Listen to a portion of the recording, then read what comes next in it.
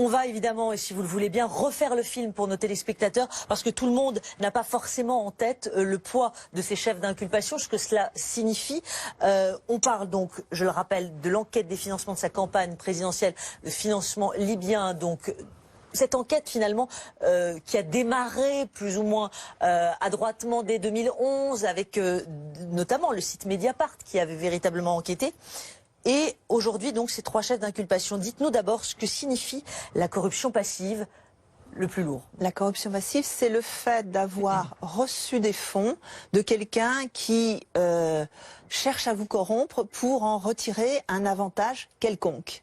Voilà, c'est donc d'être non pas celui qui va demander, mais celui qui reçoit de l'argent, des avantages en échange d'autres choses.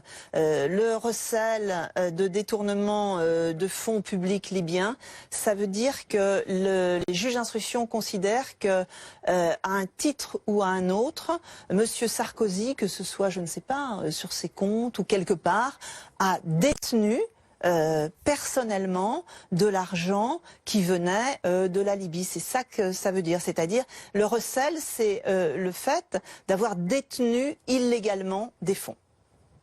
Enfin, le financement illégal de campagne électorale, oui. On a tous compris, évidemment, Oui. et c'est ce qui est le... C'est certainement... Évidemment, c'est le sujet depuis le départ et depuis... Plus évident.